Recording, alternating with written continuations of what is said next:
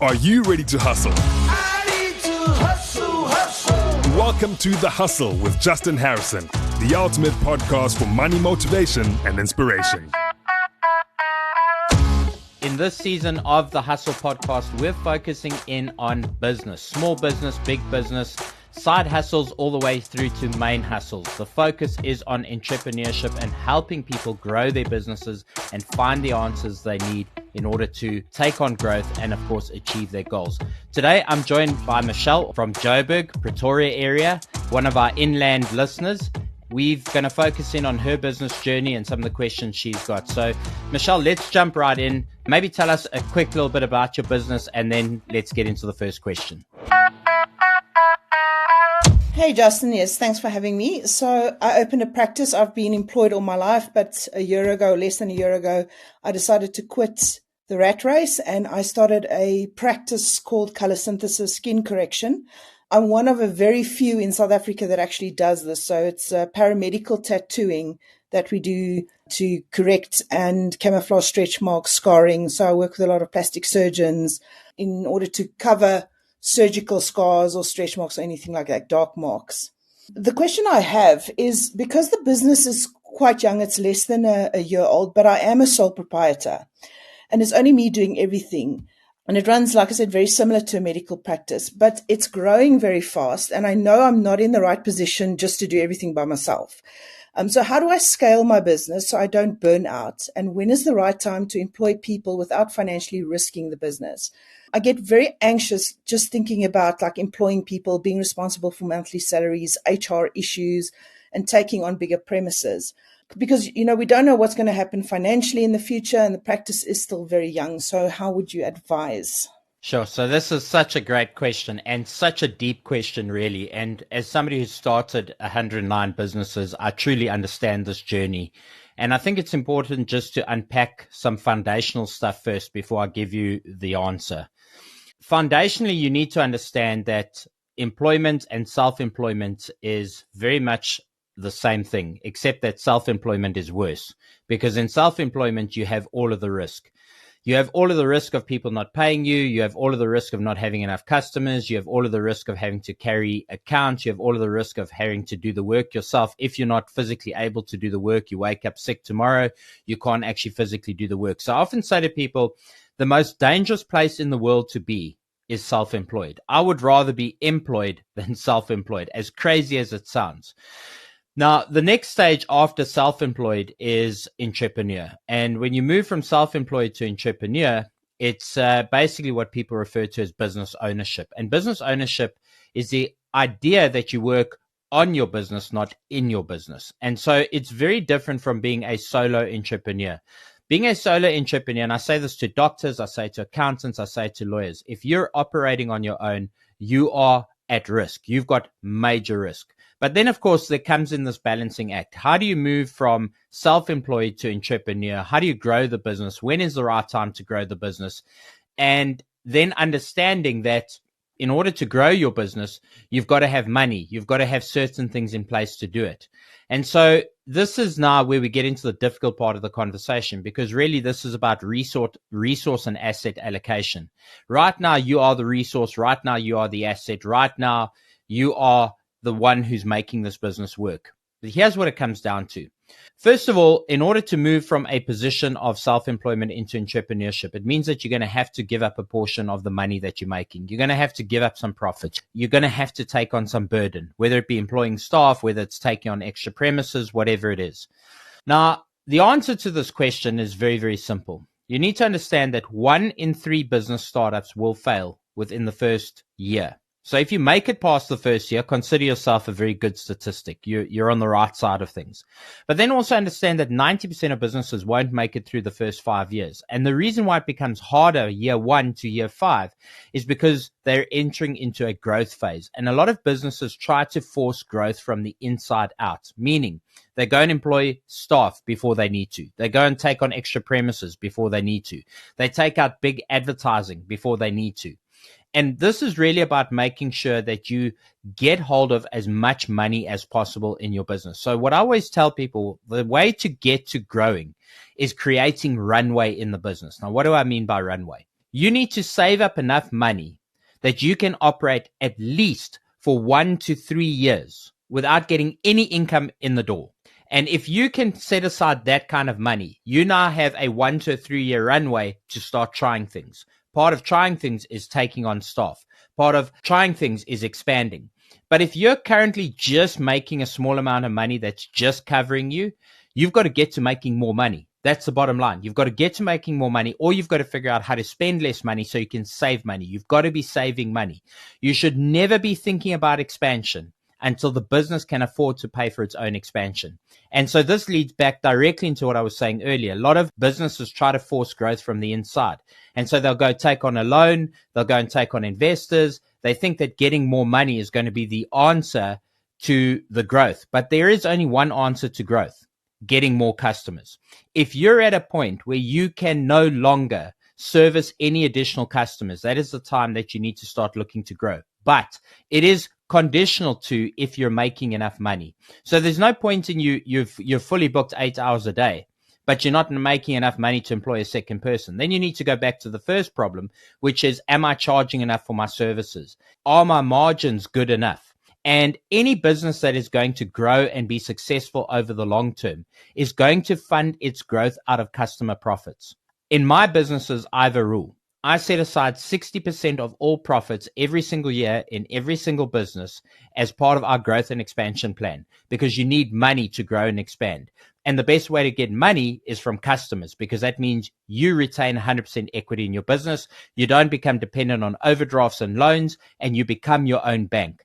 And this is the best piece of advice you're ever going to get as a solo entrepreneur, is forget about trying to get outside money to grow your business. Forget about trying to do external factors. Very simple.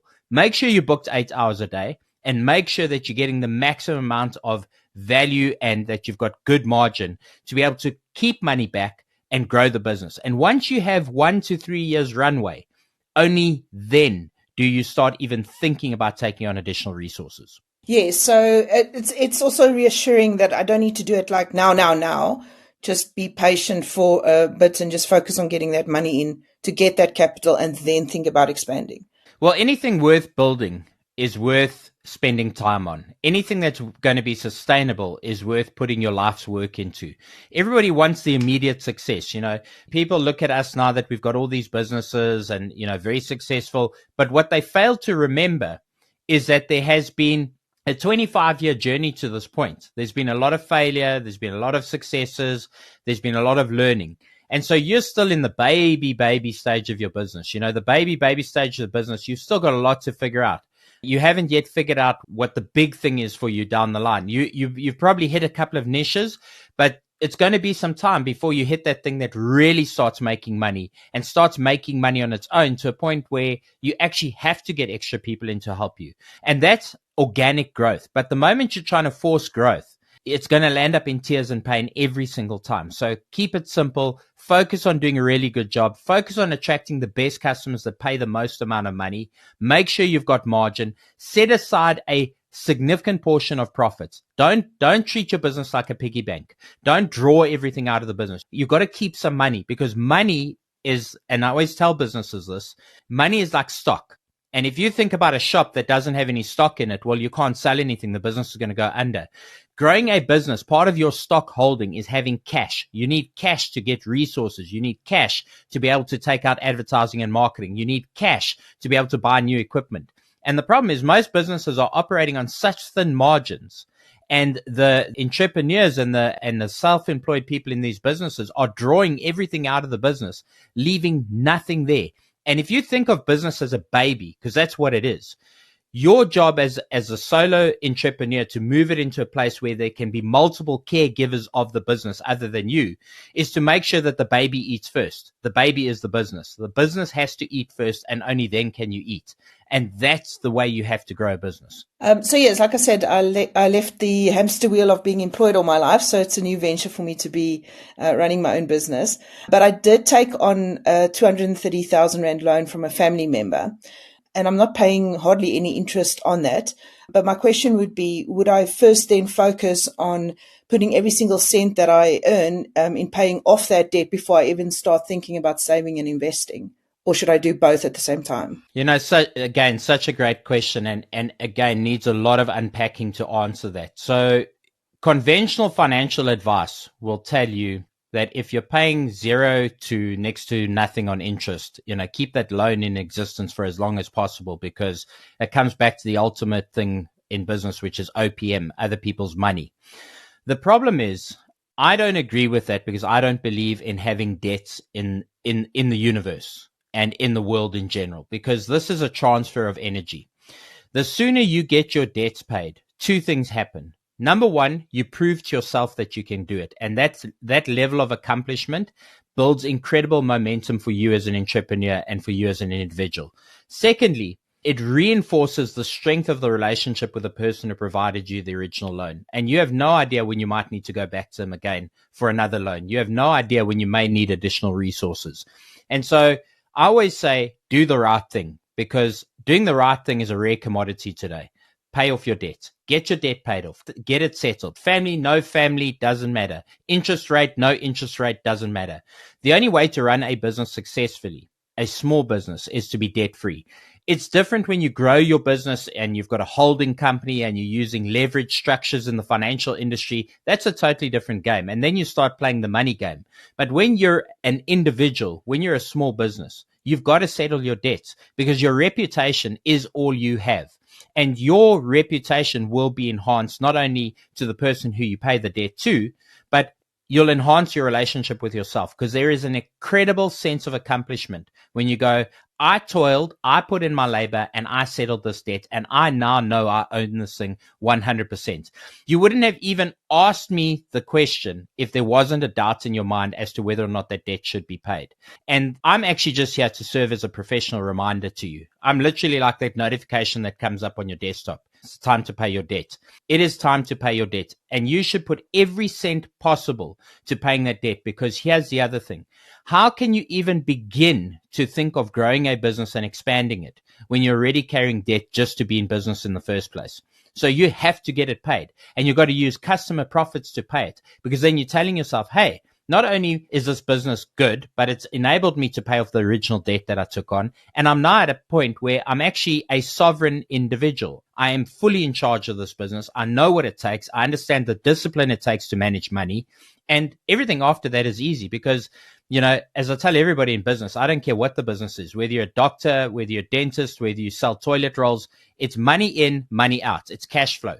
You got to bring in more money than money going out. You got to make sure that when you look at your balance sheet, that you've got more assets than liabilities. Business is not complicated, but people complicate it because they bring their own personal insecurities and shortfalls into a business. And I never see a business that fails. I see entrepreneurs who fail the business, not the business that fails the entrepreneurs. And a big part of that is money management. So my advice to you is, get the debt paid. It's good for your own conscience. And more importantly, it's good for your reputation. And as an entrepreneur, the only thing you have in this world, it's not a degree, it's your reputation. That's the only thing you have.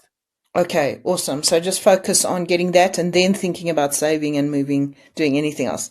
Not everything at once. Well, again, come back to a good personal finance lesson here, right? I had this question fairly recently. Somebody said, why should I pay off my bond when I can take that money and go and invest it? And then my answer was simple. What are you going to get on the investment? Well, 9 or 8 or 10%, but your bond is running at 11%. Why would you go and invest to get a 10% return when you're paying 11% on your financing? This goes back to basic personal finance, and you've got to apply the same thinking in your business, right? It is always pay off your debts first. Okay, so let's jump in with your third question. So my business is based in between Pretoria and Johannesburg, but I have a lot of inquiries from clients like in Durban, Cape Town, and some of them fly up to come and see me. So I've been thinking of maybe alternating every month, flying down to Durban, then flying down to Cape Town to service clients in the different cities. But I don't know, also bearing in mind if that's going to be profitable, with travel expenses, just to try and get more money in and also not to hit burnout as a sole prop. So the question is that a good idea? Moving around cities, is it too fast at this stage in the business? Should I first focus on Gauteng, or what would you advise? Sure. Again, a very deep question to jump into, because, and I totally get the headspace, because I've been in the space so many times before starting businesses. You have to understand that if you divide your attention, you divide the results. And the deciding factor on everything is how much money am I making? As much as people don't want to hear this is how much money am I making? If you can make the same amount of money by staying in your local area, why take away time from your family traveling? Why get on an airplane and waste 2 hours in the air, an hour in the air, 3 hours at the airport? Because you need to understand something.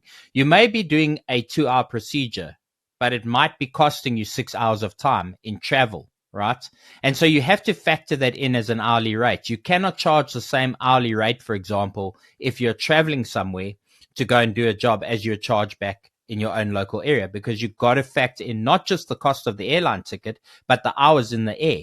The hours in the air is time that you could be spending getting customers in your local area, that you could be working on somebody where you could actually be getting income.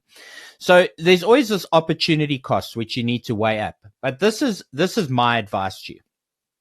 If you can get people in out of province paying you in advance, because this is the other thing, you got to make sure they pay in advance. There's no point in taking up all your time and effort to get somewhere, do the job, and only figure out that, well, you're probably not getting paid, right? You got to make sure you get paid in advance. You got to make sure that you charge more than what you're charging locally. You've got to charge a travel rate, right? And you've got to include all of your travel costs. If you're taking those travel costs out of the procedure cost, well, you're just thinning down your margin, and that doesn't make sense. That is absolutely ridiculous. There are other ways still to service those clients, and I'm going to give you a couple of ideas around that. But for you, you need to come down to the calculation of what is the opportunity cost in this? What is this thing actually costing me, and how much money am I actually making? And when you run a spreadsheet on this, you're probably going to come to the most logical conclusion, which is it isn't financially viable. And so it's probably better off for me to stay here, grow this thing, and then figure out how do I still service clients in those areas without physically being present. Now, I know as a sole entrepreneur, what I'm about to say is probably going to make your hair stand up on end, and you're probably going to say, but they can't do it the way I do it. Try and find a partner, maybe even look at franchising, maybe find somebody who you compete with in that province, and do a referral fee. So in other words, if they get the job, they pay you a 20% commission or a 30% commission. And so now all of a sudden what you're doing is you're expanding your business without having to physically go and be there, without having to physically go and do the procedure, without having to physically lay out costs. And what you will find is that probably will become the profit center of your business, because what you will do is you will eventually figure out that, well, listen, I can only bill out 8 hours a day, but I can get other people, and I can bill out 30, 40, 50, 60 people 8 hours a day if I grow and expand it. And that really is what business is about. It's about figuring out how to make the most amount of money with the least amount of effort. Yes. So in my business, I think there's only like one other person in South Africa doing what I'm doing. So would that mean maybe doing like a training program in those areas, and then maybe outsourcing it to the people I've trained that started business there? Absolutely. And turn that into a business, get people to buy an agency in each province, potentially, maybe franchise the idea. You need to think deep on it, right? And I would say, rather than resourcing up and taking on extra staff and all of this, I would figure out how do you bring owner operators into this environment that are going to take accountability, right? Because at the end of the day, in this space, if you have one bad procedure, it reflects terribly on you.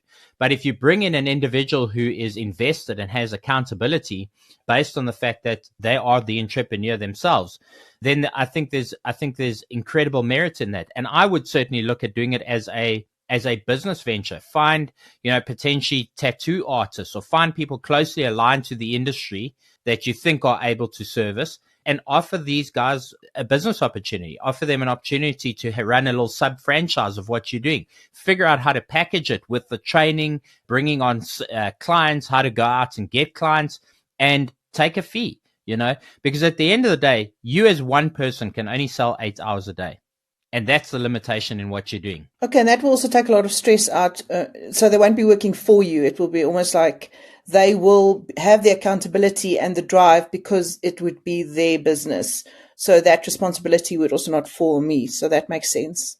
And the other thing is, you said to me that this is a very unique thing that you're doing. And I can understand it. If I think about the number of people that have vitiligo, it's a huge problem in the Indian community, for example. And these cosmetic procedures can be very life-changing for people, right? And it's a great opportunity to get in on the ground up. And so I think you need to be focusing on selling the concept rather than selling the product. Because right now you're the product and the concept. I think there's far more value in pushing the concept. And the great thing is, and I tell a lot of solo entrepreneurs the same thing. The big benefit of what you're doing is you're in the engine room right now. You're getting to understand the problems, the customer issues, the admin issues. So it's very easy for you then to bring somebody else, set them up with a kind of agency business around it, and eliminate the learning that you've had to undergo in the last year. And so that's going to make them that much more successful. So that's the road I would definitely go down. Okay, awesome. Thank you. Yes, that's a relief to hear that. Yeah, it's a different way of thinking. Thank you very much. If you found value from this episode of The Hustle, be sure to leave us a rating and a review on your favorite podcasting app. And while you're there, be sure to hit that follow or subscribe button depending on your platform. And remember, hustle makes muscle.